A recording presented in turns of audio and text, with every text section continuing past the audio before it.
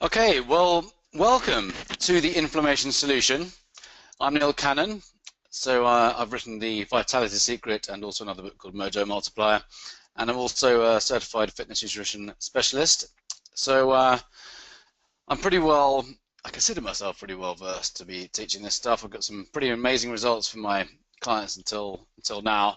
And I'm excited to have you on this program. So thank you so much for making this investment. It means a lot that you've trusted me and you have faith that I can give you the transformation or help you provide the transformation in your life by what I know. So yeah, I'm really excited to get going, and without further ado, let's get going. I've got some vehicle outside making a lot of beeping noises and I can't get rid of that noise, I'm afraid. So let's get going. So in a second, I'm going to give you a look inside the membership portal. Hopefully you'll have had the access details and you'll have had access to the membership portal. There's a number of modules that are in there, but they're going to be drip fed to you, except this is going to be a live program. So I'm kind of deciding whether or not to give you this full access to the previous modules or just do everything live. But in that section you'll find bonus material and details of the course. So I do want to say a quick disclaimer because I'm meant to do this legally.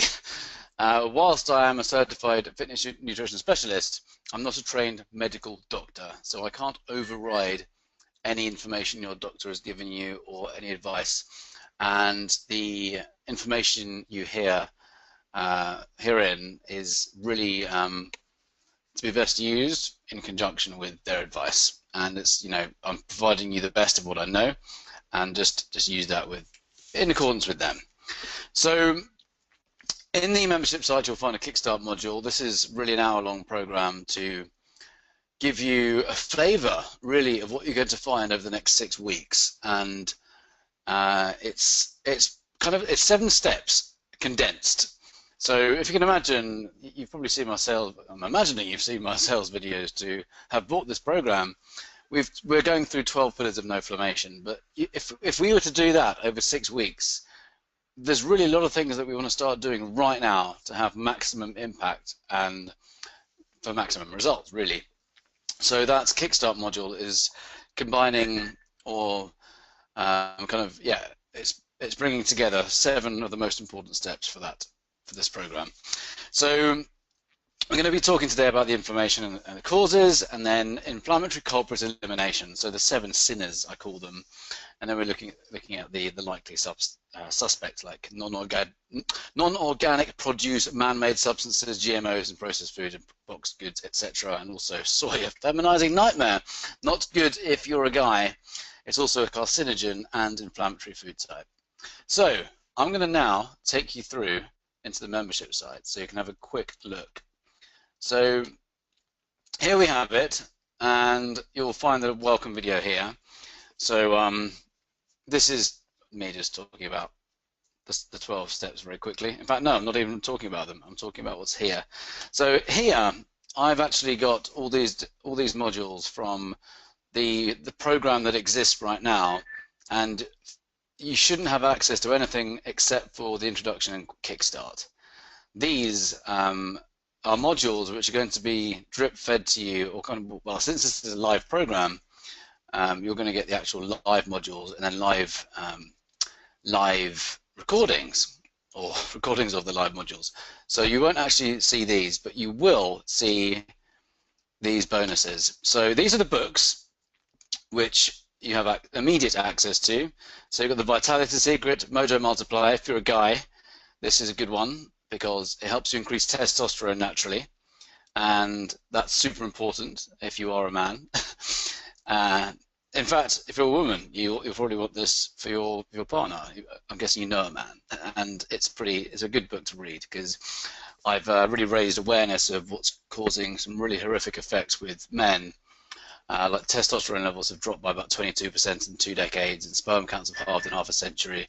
It's really not a pleasant thing that's happening in our environment, and a lot of it comes from our food supply, which actually we're going to look into in this program, but this is more specifically for guys, that one. And then we have the truth about exercise.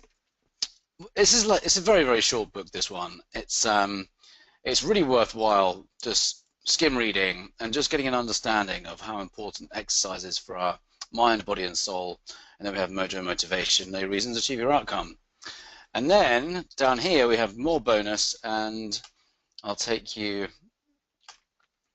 to this one. There's just a little juicing video, and then we've got meal plans for 8 weeks, and then a little fun video there. So a few more little bonuses in there for you.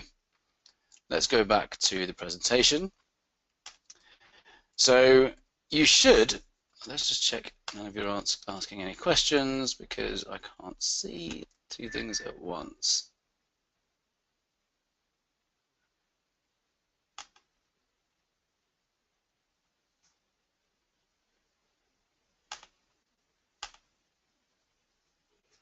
Okay. Good. So let's continue.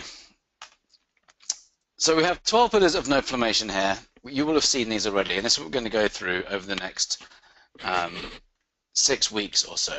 So we have neuro skills and psychology, probably the most important component of this entire thing, because without your psychology in the right place, without the right mindset, we've all heard the term mindset, but it doesn't really mean much, because it's talked about so much that it's kind of we all fall into this law of familiarity and or mindset this, mindset that, but really it's our psychology we're talking about. And for a program like this, we need to be in like a super peak state and know our reasons for committing and get really clear on them, because otherwise it's very easy to lose inspiration or motivation, should we say. So we're going to go into that in a little bit of detail in this module. So then we have oxygen intake enhancement. We really need to use the full capacity of our lungs, not the top third section that we tend to be using, because most of us are living pretty sedentary lives. Then we're looking into fluids. So this is hydration, cleansing, and detoxification.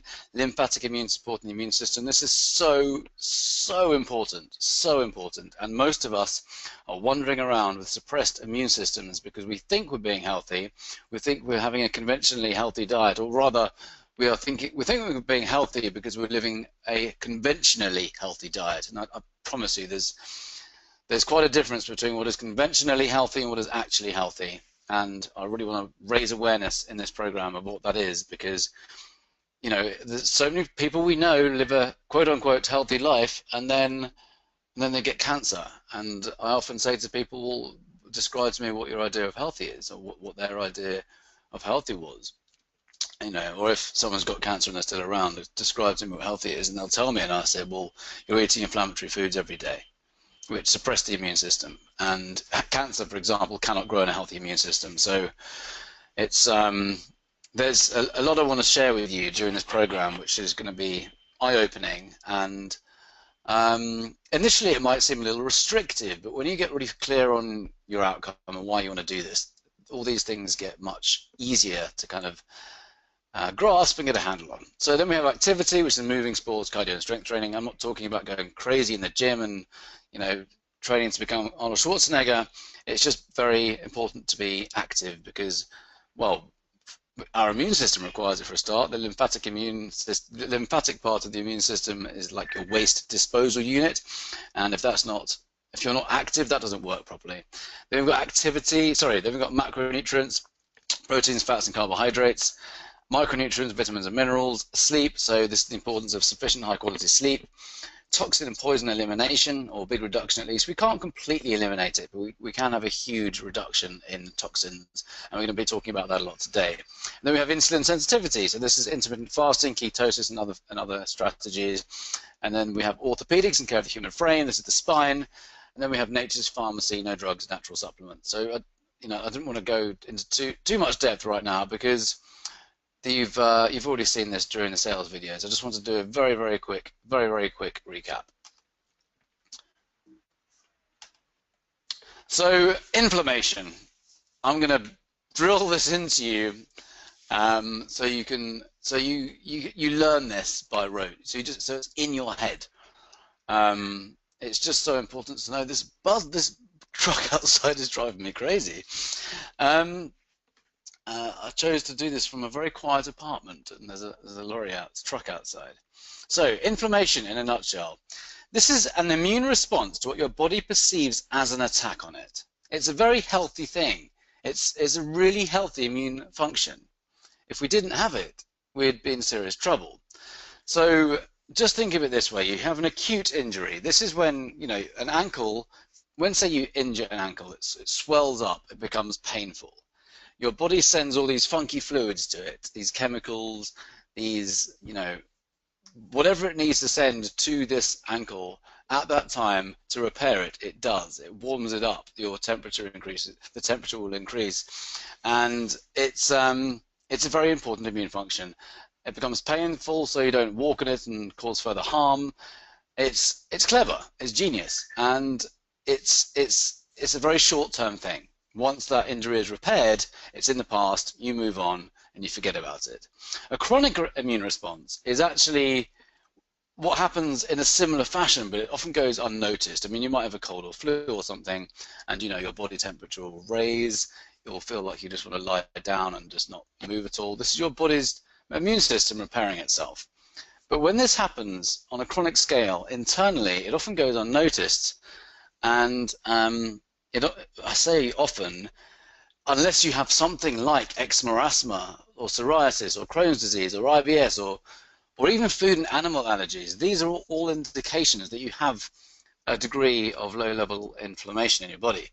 And it's something that none of us are taught about because we're just educated to go and get drugs to mask the symptoms of whatever's happening, and we don't really think about what's actually happening in our body. And really what's happening, if you have asthma, your body is under consistent attack. It's like your body's consistently being invaded, and that becomes a chronic situation. So not a good thing. And in this module, I really want to be kind of showing how easy it is to kind of get rid of this consistent feeling of attack on your immune system. So think of it this way. Inflammation takes place when you consume toxins or are exposed to toxins. A more accurate word for toxin is actually a poison. And I like to think of foods that trigger inflammation, alien foods. Your body does not recognize them and reacts as if they're foreign or alien invaders. Now there's some things that you're probably aware of in your food supply that you probably know you shouldn't be eating, like trans fats. These are man-made fats. These hydrogenated oils, deep fried chips and donuts and stuff like that. It's man-made. It's not designed for human consumption. It's you have those every day, you're going to have inflammation no matter what. It's going to be in your body. There are other things which are less obvious, and in a lot of processed foods, like there's sugar, for example, and so many different things, and high fructose corn syrup, and artificial flavorings and preservatives. These are things that are hidden in foods that appear to be healthy. But when you look at the label, it's quite a different thing. So from now on, I'd really want you to be mindful about what you put in your body, and just start to have a little look on labels. And if you can't pronounce an ingredient, the chances are your body won't recognize that, and it will consider it as an invader, and it'll trigger a degree of inflammation. So scientists and experts are calling this the enemy within. Inflammation has been linked to depression, asthma, cancers, heart disease, diabetes, arthritis of all forms, increases sensitivity to pain, it accelerates free radical damage and suppresses healthy immune function, so we're more susceptible to both acute and chronic diseases. This is such a major thing. You can't have inflammation and have a healthy immune system. The two do not go hand in hand. So if you have asthma, for example, your immune system is suppressed. So this is why we need to get rid of it. So neurological diseases like Alzheimer's and Parkinson's have been linked with, and there's nothing that conventional medicine has to offer to deal with chronic inflammation. Nothing. Anti-inflammatory drugs, it's a band-aid solution. A friend of mine recently started taking these drugs for rheumatoid arthritis, and this is after, by the way, I'd made a few suggestions for him, but he chose to take the easy route, and I suggested a few two major changes to his diet because he's living in London and drinking a lot of beer and eating a lot of pasta and bread. And I said, look, just have a little think about this for a while. He's barely able to walk, and he had a few huge results within. He had results within a few weeks, and he decided to go for this drug. And I just said, look, you're masking the symptom of what is happening underneath the surface. If you just do that, what's happening underneath is going to get worse. And that's exactly how most drugs work. You're just covering up a symptom, and what happens underneath is what gets worse and worse. And this is what happened with my father, and this is what triggered me to write my book, The Inflammation Solution. He had asthma all his life, so his immune system suppressed the whole time, and it led to chronic inflammation, and he was diagnosed with chronic inflammation probably about a decade ago. His doctor did nothing about it, just said nothing. Said, I don't think he offered him any nutritional advice at all, and needless to say, he did nothing. And then he got high blood pressure, and then a stroke. It's like a textbook sequence of events, and it made me angry that his doctor didn't really give him any nutritional advice. All he was offered was high blood pressure medication, and of course that doesn't treat what's actually caused it, as with every drug. So I really want to make you realize that when you treat it at the core, you don't have to use any of these drugs, so you don't mask any symptoms, and you just tackle it right at the core. So most drugs, in fact all drugs, have side effects like internal bleeding and dramatically increase the risk of deadly cardiovascular disease like heart attack and stroke. So think of it this way: if you have a condition, I've already said this, if you have a condition like eczema or asthma or psoriasis, your immune system is under constant attack. It's like always under attack, because there's something you're not doing right with your body, something your body doesn't like. This means you have a suppressed immune system all the time. So the great news is you can absolutely reverse it with nutrition and physical activity and by managing emotions, or you'd know that, otherwise you wouldn't be here. We are what we eat, so let thy food be thy medicine, as Hippocrates would say. Most of us are deficient in micronutrients and consuming way too many toxins without knowing it. And herbs can be a very powerful way to reverse inflammation using things like garlic and rosemary, ginger and curcumin. There's a really cool little juice you can have every morning, which involves lime, water and honey all mixed together, and it's like an immune system booster. And a friend of mine who's got fibromyalgia said after just 7 days of drinking this, he felt immensely better, like all this pain went in his arms. Really cool stuff. Really tackles inflammation and boosts the immune system. Lifestyle changes too can have a profound effect on inflammatory levels, and things like Tai Chi or exercises, or I can't really call them exercise, activities like Tai Chi, yoga and high intensity interval training, and any kind of exercise. High intensity interval training I'm not going to recommend to everyone. It really depends on your level of fitness right now. If if you're in your 60s, 70s, 80s, might not be the best idea. If you're 30, 40, then I think a few sprints here and there are very, very effective. So high intensity interval training is basically sprinting with some kind of aerobic activity like running or cycling or swimming. And you do it really high intensity for about 20 to 30 seconds, and you rest, and then you do the same thing about however many times you want to do it. You get your workout done in about 15 minutes. But it's not recommended unless you absolutely know it's safe to do so. So the good news is there are lots of things you can do to cure and prevent inflammation.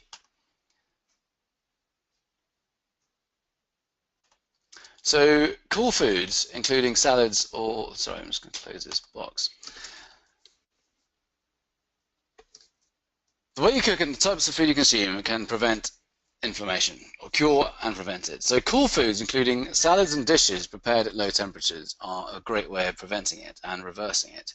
Conversely, foods cooked at high temperatures have increased levels of advanced glycation end products, the acronym for which is AGEs, believe it or not. And guess what? They age you. We have naturally producing AGEs, and we have the other type, which is exogenous, and these are the ones that we don't need. And It's the way we prepare our food and eat which actually triggers it. So this is actually featured in Food Matters, a documentary I really recommend you watch. In fact, it's going to be your homework this week to watch this one documentary. In the next 7 days, can you watch this one documentary? It'll really, if you haven't already seen it, it's such a good one. I've watched it several times now. Some real pioneers in nutrition on this documentary, just saying it as it is, and really, it's really cool stuff. So I recommend watching that. So when food is heated to high temperatures and we eat it, we are taking in exogenous agents in high amounts, and these are very harmful. There's a Mount Sinai study showed that during 6 weeks, those who ate foods cooked at high temperatures had higher levels of ages than people who cooked the same foods at lower temperatures. So 6 weeks in levels of the inflammatory marker tumor necrosis factor, that's TNF-alpha, and C-reactive protein had increased among those consuming a diet high in ages. This is really interesting to hear. Should I say? Because most of the food that we eat, we cook, particularly when we're cooking meat and fish. We tend to cook our vegetables as well, and by the time you've cooked the vegetables, most of the nutrients and enzymes are stripped of them. So I really recommend to start eating. I'm not saying go completely raw or anything, but I'm just saying have way more raw food in your diet. So some of the most effective ways to reverse inflammation are the Paleo-Mediterranean diet and also Paleo-Vegan, or according to Mark Hyman, who wrote the Eat Fat and Nearly Dead, he talks about the Paleo-Vegan as being pegan. So that's one of the most effective diets. You're still going to have the meat, because a lot of people who switch to vegan or vegetarian, they lack the B vitamins or vitamins if you're in the US. And we need them. We need those vitamins. Without them, we're going to be deficient and our immune system is going to be suppressed. So if you are vegan or vegetarian, you really need to make a real effort to get these vitamins elsewhere. And for the most part, people really struggle to get these if they're vegan or vegetarian. So extremely strong evidence does show that eating a plant-based diet reduces chronic inflammation. It's something, if you've got really high levels of C-reactive protein right now, for example, I would probably recommend going on a plant-based diet for a bit. Even with diseases like cancer, switching to a plant-based diet with no grains is possibly one of the safest and most powerful and smart things to do if you get diagnosed with it, because all you're doing is giving your body micronutrients, obviously without the B vitamins, but you're flushing out the inflammation basically. So yeah, this is really cool stuff when you know this. I've written this because this is one of my dad's favorite expressions. Not many people know this, but in the 1930s, a guy called Paul Kuchikov, MD, showed that if you ate a diet that was more than 51% cooked food, your body reacts to the food as if it was being invaded by a foreign organism. He further demonstrated that if 51% of your meals were raw, you would have no leukocytosis. So this is a white blood cell reaction. So your immune system would not be activated with a false alarm. Very, very powerful, that. Again, I'm not going to suggest going on a raw vegan diet, but if you can aim for half your daily intake to be raw, this is why I drink vegetable juices every single day. It's one of the most effective ways to get all those, like an entire plate of vegetables. I'm not talking about a plate, I'm talking like a table load of vegetables in one glass. It's so, so good for you, particularly when they're organic. So data from the Adventist Health Studies covered 96,000 people since the 60s have conclusively shown that vegans live longer, were more healthy in every way, and are largely protected from disease or chronic inflammation. So I say to be used caution in my opinion, because vegans and vegetarians tend to be low in the B vitamins and folate, etc. So it's just good to know this, because the more vegetables and especially in the form of raw form that we get into our daily food intake, the better. Certainly, if you have meat, always have it with greens, because there's an acid and alkaline effect that goes with it too, and all vegetables alkalize and meat makes your body acidic. So another thing here, which has nothing to do with diet, but mindfulness-based stress reduction meditation techniques, such as a relaxation response, is one of the most effective ways to tackle chronic inflammation. So chronic inflammation isn't just your diet; it's a number of different things. It's not being active. It's different. It is your diet. It's your nutrition. But if you're stressed, this can really trigger inflammation. So we're going to look into that in greater detail in further modules. So I've just said look up the relaxation response. I've just started meditating actually as part of this new whole life challenge program I started. For 8 weeks every day I'm meditating, and it's really relaxing. There's nothing better for your mind really.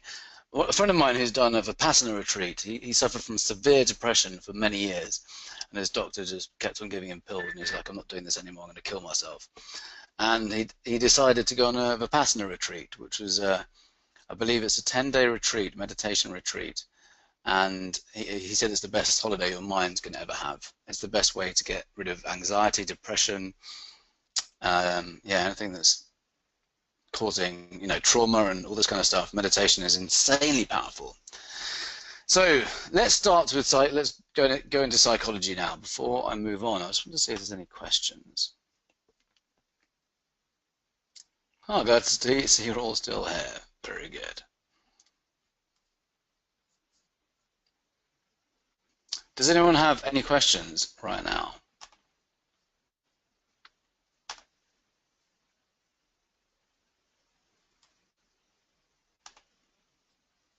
There's a slight delay in the chat box, I think. Okay, I'm going to continue. So, psychology for success. There's a huge amount of power that we can get as human beings when we connect with our why for doing something. And if you are, say, a little bit out of shape now, and you've got a few health problems that you need to be dealing with, but you're not, there's a strong chance that you may have unwittingly neglected your health, and it's a very easy thing to do because we live very, very hectic lives, constant on the go, where we live in a world of hyper distraction when we're constantly having people's attention, or people are constantly trying to get our attention, and it's a challenge to actually get time out for ourselves these days, and to work on our body and really think about our health, which really needs to be number one before anything else. And when we kind of know there's something we need to do but we're not doing it, the chances are we've been disconnected with our why. And it's huge. This is huge because I'm gonna drop a bomb on the truck outside my house. There's so much power to reconnect with your why, and there's a really cool way of doing it. So I know a lot of people with kids, for example, and if you kind of neglect your health, it's not because you don't care about it. It's not because you don't care about your kids. You love your kids. You love your health. You love yourself. We need to love ourselves. It's just that there might be a slight disconnect between how your health is going to impact your children. And yeah, so people close to me who've managed to find new meaning and motivation, inspiration when they connect their reasons for changing their health directly to their kids, directly. So everything they do for their body is all about their children, and it's so powerful. So there is no stronger motivation to do something than to be 100% in tune with your why for doing it. So if you have children, grandchildren, or partner, significant other, or parents, this will be easy. If you're single, this is also a very good reason to get into peak physical shape and be the best health you can be in. I mean, yeah, I don't have children. I just think, some people have made some friends of mine have made some huge changes in their health since having children. They suddenly become more conscious of the food they're eating, and they're really looking into, it's happened with my own sister, they really started looking into the food that they're feeding their children, and start looking after their body. It's just, there's the analogy of the plane situation when, in the event of a crash, we're told to grab the oxygen mask and not put it on our children first, but put it on ourselves first and then our children. And I like to use that analogy with this: if our health isn't the #1 priority, then people closest to us are going to suffer. So there's some really cool ways of getting really in tune with your reason for committing to this. And that one of those best ways is to actually write down 100 reasons why you must get into the best shape and health you can be in. So this is literally pen to paper. You don't stop until you've written 100 reasons. Even if you find yourself repeating slightly, it's so powerful, so powerful. And I've done this for, not for health and fitness, but for other areas of my life where I've been challenged. And it's just really, really useful, because without your reason, without your why, it's very challenging to stay committed to anything. So it's all about focusing on the outcome and all the pleasure it's going to bring to you and all the pain it's going to do away with, which brings me on to the next bit, incorporating pain and pleasure. So I've attended one of Tony Robbins' most high-end programs called Date with Destiny, and I've also been listening to his programs for about 3 years. And when I first came across this principle of pain and pleasure, I thought, wow, and this is so powerful. So basically, human beings are motivated by two driving forces. They are pain and pleasure. And more specifically, it's the need to avoid pain and the desire to gain pleasure. In every single thing we do in life, it's a combination of one or both of these forces, the need to avoid pain or the desire to gain pleasure. Now, normally, since we have a survival brain that's designed to keep us safe in our comfort zone, or zone of familiarity rather, the need to avoid pain is normally the winning force. So the way to get around that is to ask yourself better questions. So firstly, if there's something you want to achieve, like get into wicked health and great shape and vitality, etc., firstly you can ask yourself, you know, how is this going to make my life better? And these are all your reasons for gaining pleasure in your life. And you can attach those to your deepest desires and universal yearnings and innate needs, like your family, security, financial freedom, etc. And you can tie them all into that. So these are all your towards values, the things that you want to gain, and pleasurable things that will show up in your life once you achieve the outcome. Secondly, you can also write down what will happen in your life if you don't take action. Think of all the things which can happen or potentially happen in your life if you don't look after your health. For example, in this particular situation, since we're talking about health and fitness, what will happen in your life if you don't take action? What might happen in your life? How are people you love going to suffer? And then you just write down 50 reasons. You just get really crazy and just think of everything that might show up. And then suddenly you have this list that you'll pin up somewhere you see every day, and you'll go, right, this is what I need to do. 50 reasons why I've got to do this, why I absolutely must make this happen, and 50 things that will show up in my life if I don't take action. Just a quick example of procrastination. The reason we procrastinate in life is actually down to attaching more pain to taking action than we do pleasure of the outcome, of the goal that we're aiming for. And I can totally identify with this in my work situation, and I use these principles often.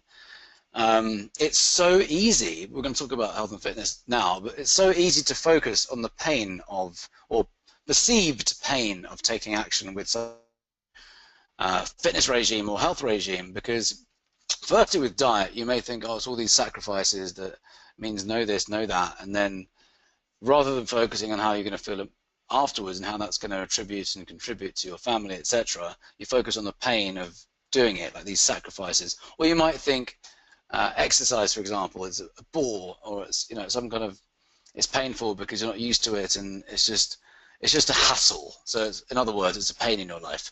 So you focus on this pain rather than the outcome and all the pleasure that the outcome will give you.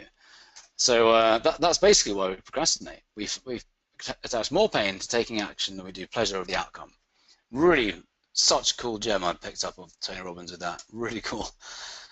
So here's my one little bit of homework for you before we get on to some nuts and bolts of the nutrition thing. Write down 50 pleasurable reasons for getting into peak physical shape and tie them to universal innate needs and desires: love and connection, family and children, safety and security, and faith. Write down 50 painful motivations for not getting into peak health. So what will happen in your life if you do not take action right now? How will your life be? Einstein's definition of insanity: doing the same thing over and over again, expecting a different result. If what you're doing currently isn't working, change now. Finally, think about how much, oh yeah, this is more psychology. I'm going to go over this very quickly, but if you've seen any of my Facebook Lives, you'll have seen me rant about how messed up the medical industry is, and it is. It's very, very, very messed up, and there's a history of why it is messed up when you look into, you know, how the medical industry was created 100 years ago by Carnegie and Rockefeller, and how they monopolized it and made it all about pharmaceutical drugs, and how they poured all this money into the industry and steered all the course curriculum taught to doctors, and how it's remained the same ever since. Once you understand the history of it, it's like, holy sweet wow. It's genius what they have done, and so incredibly not in the best interest of us, we mere mortals. You know, you see, if you're in America, you see this thing for this drug, it's criminal. Every single drug comes with side effects, every single one. And we get so much education from the news and media, and even some of the most respected channels, we get bombarded with absolute garbage. So I just want to kind of raise awareness of this, and just kind of have a little think about where you're listening or getting your nutritional advice from. Listen to me, not them. I've done so much research into this, and I'm already getting phenomenal results for people. But even their doctors are going, wow, how are you doing this? Keep doing what you're doing, because I've never seen this before. You know, someone who's had type 2 diabetes and Parkinson's for the last 20 years. This guy keeps on posting on my Facebook and saying, Neil, I can't thank you enough. We've been struggling with this for 20 years, and now she's finally having her insulin dropped. Never knew. Yeah, Radio 4 example in England, drugs for cancer, accessibility to cancer drugs. I mean, all they're talking about was new drugs for cancer, and I was sitting in the car. I was just listening. I was in the car. I was just sitting to it, sitting and listening, and going, "What the hell are you saying?" I wanted to reach through the radio and grab these people's heads and knock them together. They're just missing the entire point of real medicine, real healthcare, and that is preventative medicine and just looking after your body. And what if you are unfortunate to get cancer, there are so many ways to treat it that do not involve anything like chemotherapy, radiotherapy, or surgery. Sorry if I sound like a broken record and you've seen me in you know, Facebook Lives talking about this, but it's so true. And the only way to find out about them is for us to actually investigate. We can't trust doctors or oncologists, I'm afraid, because they're not educated in nutrition because of Carnegie and Rockefeller. It's a pretty messed up situation.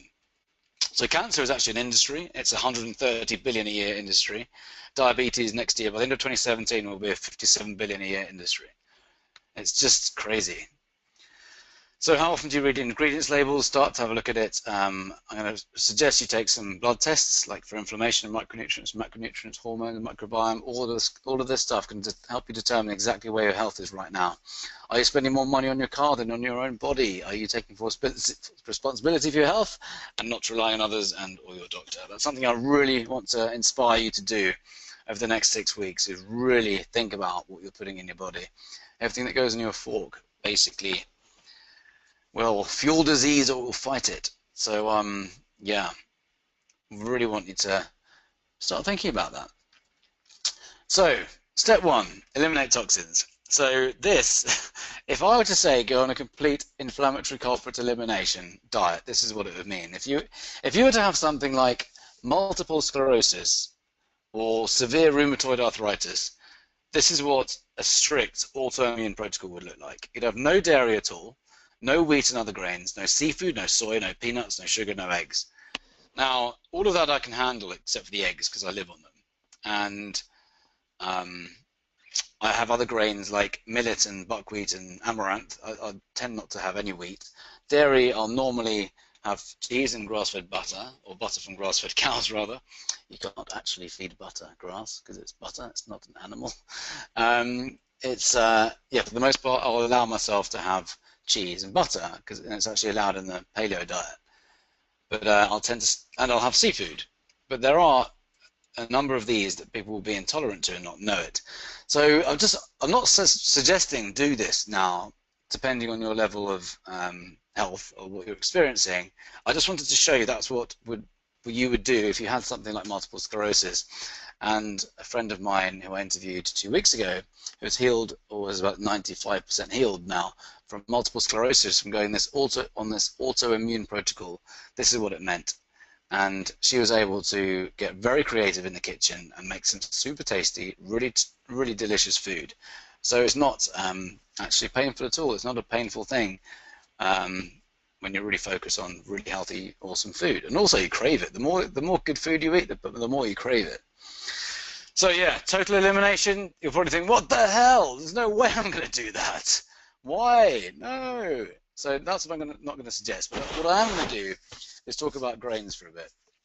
Now, some of you are in Europe, and you're in a much better situation than those of us in the US, because in the US, the wheat crop has been so mutated. It's not been genetically modified. It's been mutated through a process called mutagenesis, and about 14 added proteins have been connected to this original wheat grain. And when you play God and you start to engineer things like this, things happen.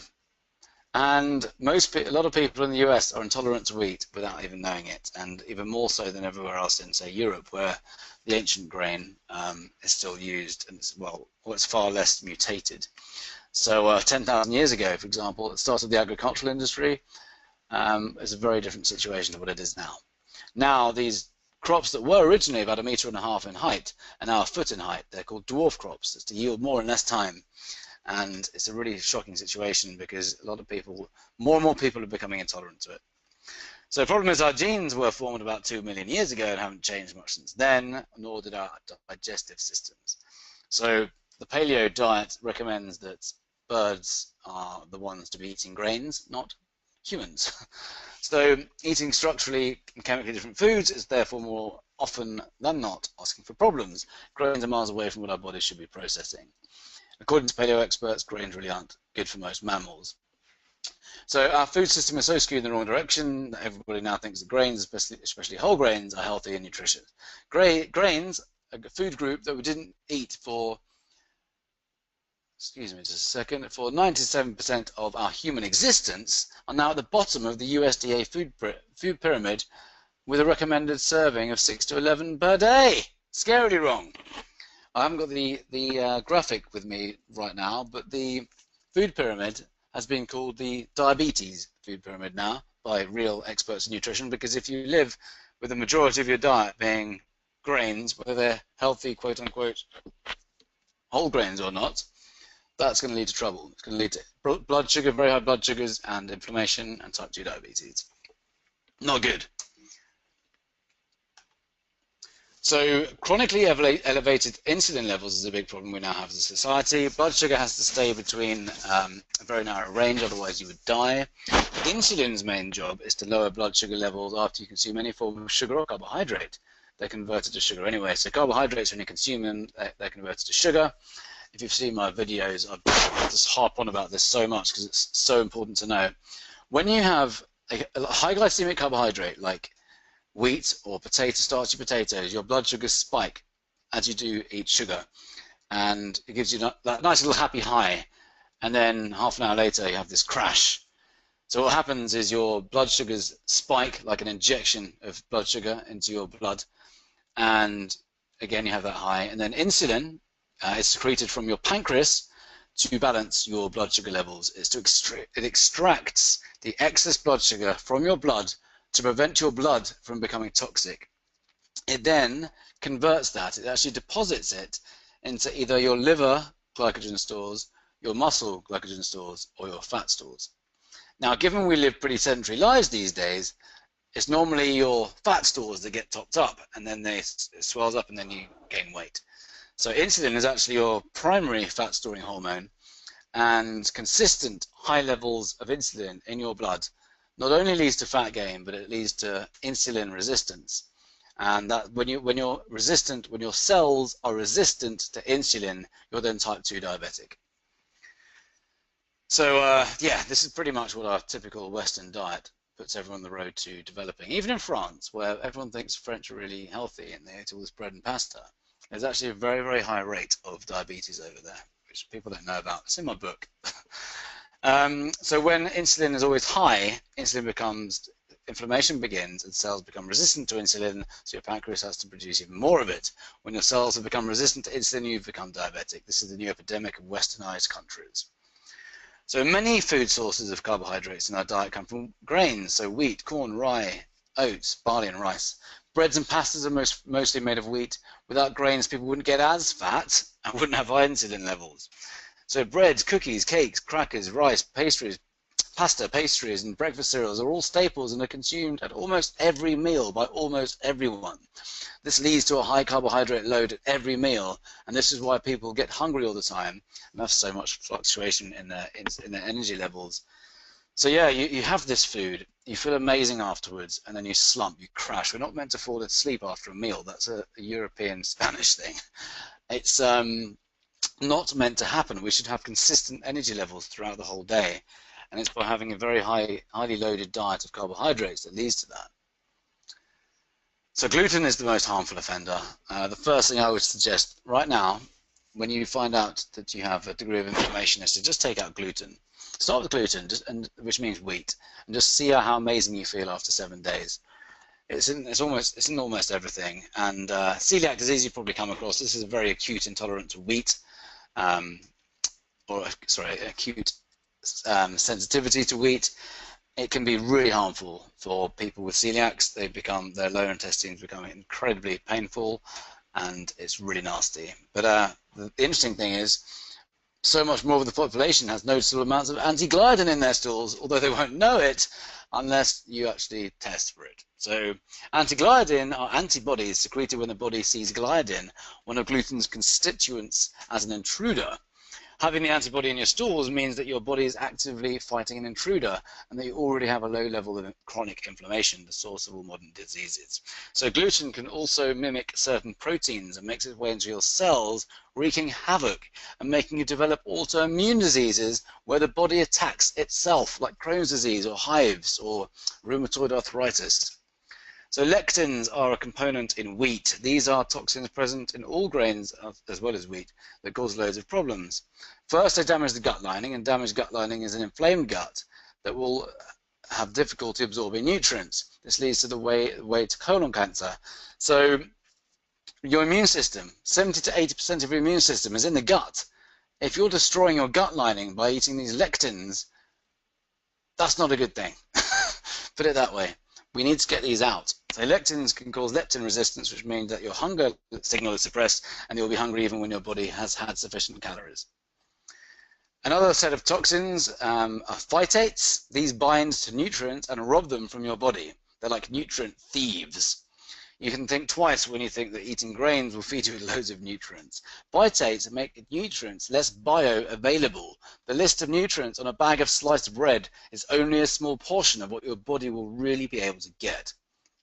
So, I'm not going to suggest go take your complete elimination diet. Well, you can make the decision based on what I've said and your level of health right now. If you have something like multiple sclerosis, then yes. Although I would suggest getting in touch with me because that's a specific thing and I can help you more with that. But if you have something like asthma or eczema, the first thing I would do is to just take out the gluten. Just take out all psoriasis. Just take out gluten. And if you're prone to storing fat, take it out as well. So just take wheat out, and you'll within a few days you'll notice a really great improvement. Within 7 days you'll feel very different. I can't think of one person who's not experienced great benefits from taking out wheat. So just avoid anything packaged. The sugar. I'm not saying that. I don't want to turn into a food Nazi and say don't eat this, don't eat that. I like to enjoy life as well. But it's when you have this stuff consistently that's going to lead to problems. So, and also sugar's addictive. It sends off the same chemicals in the brain as Class A drugs like heroin and cocaine. It ignites the same pleasure center in the brain, and the same addictive properties as Class A drugs. So this is why we love having desserts and why we immediately feel amazing when we have them. So just make them a treat, not consistent. If you have something like cancer, then I'm afraid a complete elimination of sugar is necessary because cancer's #1 fuel is glucose, sugar. And the ketogenic diet has been found very, very effective at reversing cancer. You just take out all the cancer's fuel and fuel your body with all the stuff it wants to fight the cancer cells, to kill them off. So avoid anything that's processed, anything that's got artificial flavorings, preservatives, sweeteners, all this stuff. It's just nasty. That cereal aisle, for example, should be avoided. It's not nice. Best to avoid cow's milk. It's really designed for baby cows to grow fast. I'm not going to go into it now. Maybe I will. I'll say it quickly. I saw this interview a few years ago with this paleo expert, and he was asked the question, what do you think about dairy, or cow's milk specifically? And he said, okay, kind of laughed, and he went, think of it like this. We human beings, when we breastfeed, our mothers produce this concoction, perfectly designed for baby human beings to grow fast. It has all the right macronutrients, micronutrients, hormones, proteins, amino acids, specifically designed for baby human beings to grow fast. Similarly, baby cows, or milk from cows, is specifically designed for baby cows to grow fast. It gives them the right micronutrients, macronutrients, hormones, proteins, amino acids for those baby cows to grow fast, to give them a real boost in life for the next 6 to 12 months. Now, I don't know about you, but the last time I looked at a cow, really didn't look anything like a human. And I normally do a presentation on this showing a picture of a cow and a human, just to remind you how dissimilar they are. But I don't have one for this one. But it's just think of it that way. We shouldn't be drinking cow's milk. If you want to have milk, have almond milk, coconut milk, and always unsweetened, or even rice milk, but unsweetened. Look out for GMO produce. The likely suspects are soy and corn. If you're in the US, 82% of soy is genetically modified, and I think it's 82 or 92, most of it anyway, is genetically modified, and it's been proven to be very harmful for hormones and creates tumors and such like in your body. Soy is a man's contraceptive. Stop eating it. It's mostly genetically modified. It's a phytoestrogen anyway, which means it's a plant-derived estrogen, and estrogen is your female hormone, predominantly found in women, also found in men, but we need it, but we don't want to be taking it in externally, and it's been linked to declining testosterone levels, man boobs, infertility. Not good stuff. Consume in small amounts when it's organic and fermented. Like if you have sushi, for example, if you have fermented soy sauce on your sushi, a little bit of that, not going to harm you. It's when you have the tofu and meat substitutes and all this kind of jazz hands that we find in our modern day diet for mass production. So a quick one on exercise and movement. I've talked about it already. Moving is so key. Just being active. It supports your immune system. The immune system doesn't work properly unless your body is active. Just get active every day, and I don't mean going crazy. Just move. The more you move, the healthier you will be. And I'm going to go into that in greater detail in other modules. So action steps this week, just coming up to the hour. Perfect timing.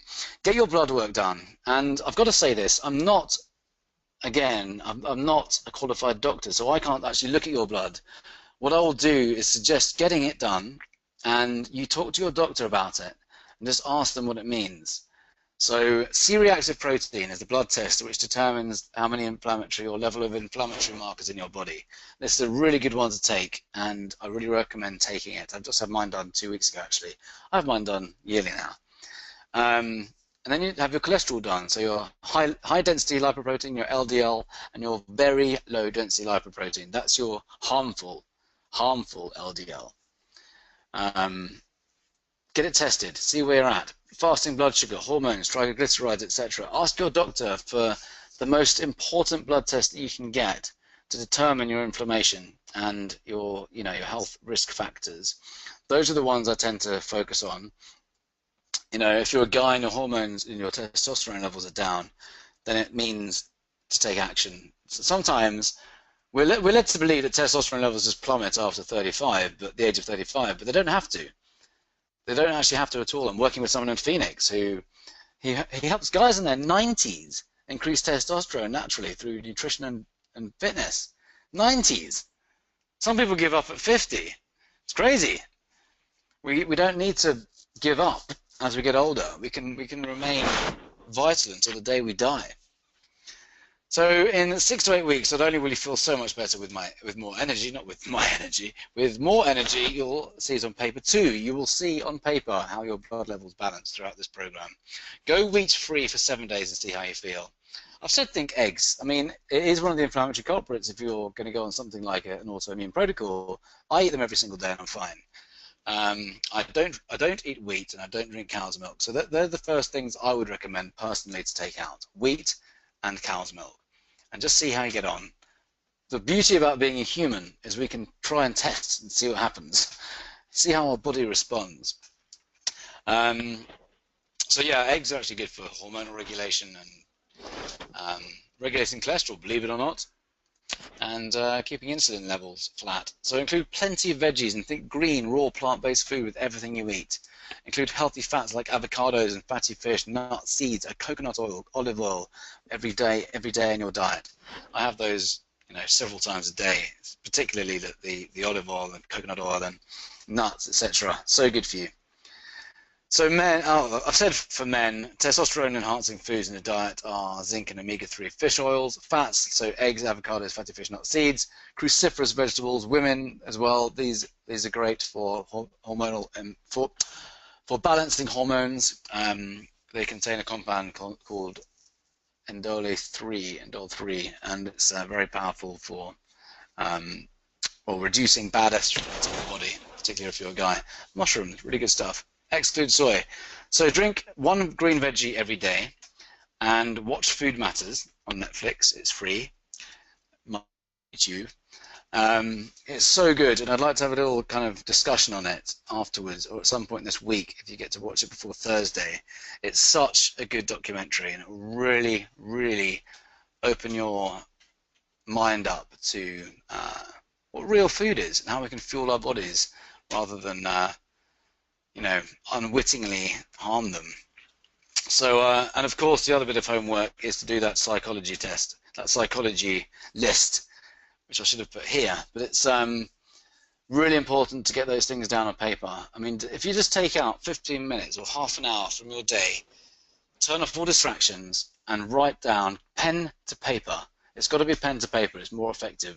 There's something psychological that goes on when you have a pen to paper. It just gets embedded into your mind. If you do this, if you do nothing else from this entire program and you just did that one exercise, it would be the money well spent, because it can literally give you the inspiration and motivation to really take your health into your own hands and make it your #1 priority. So get that done, and I'll see you next Monday for the next session. So I hope that's been useful. I hope that's not been a complete overload of information. And, well, do you have any questions at this stage?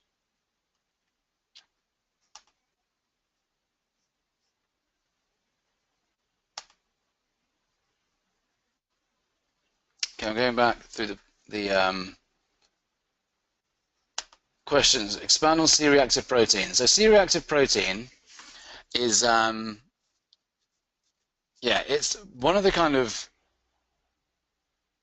how should we say it, kind of broad inflammatory marker tests. It doesn't get specific, but if you get this and it shows an unfavorable result, it's typically between 0 and 3. But it can go up to 4, but if you're over 3, then you've got serious chronic inflammation. It's time to do something about it. Preferably, you don't want it over about 0.5 to be really healthy. Other people will argue different levels, but yeah, you want that down. But then there's more specific ones you can get. You can get a full inflammation panel. You can get, TNF alpha and plasma viscosity, and each of them determine different types of inflammatory markers in your body. But I like to start with C-reactive protein, and also, fasting blood sugar, super important to know. These are your blood glucose levels and triglycerides and cholesterol, and if you get a full kind of male blood panel, that's what I get done over here, and I had a look at testosterone, and it's just really good to have a look at.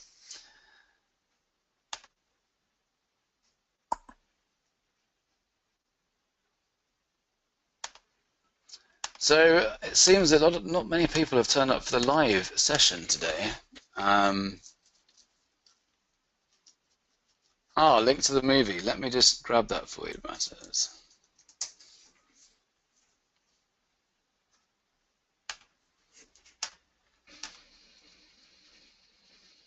One of the best things terrorists could do is just build more fast food restaurants. Maybe add another pharmaceutical company, have a couple more infomercials, and encourage people to eat the way they eat now.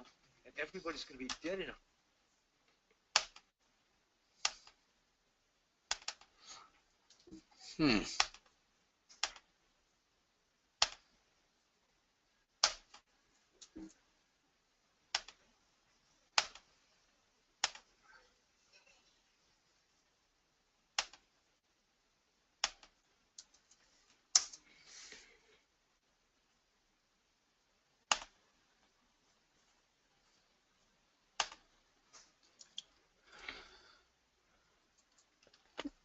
Okay, George. We've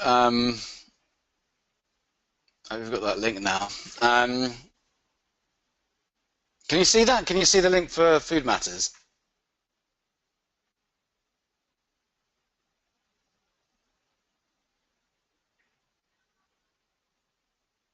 Great. So, George, let's jump on a call because I can help you out more individually then. So I hope that's been useful for everyone. Thank you for listening. Thank you for tuning in. Same time next week. Actually, you know what? It might be 1 hour later because I normally have a call at 12 p.m. on Mondays now. But it's I will let you know in the next few days when the next session will be. So thank you so much for tuning in, and I look forward to talking with you individually and figuring out a more specific plan for each of you. Thank you again. Thank you for listening, and I'll talk to you soon.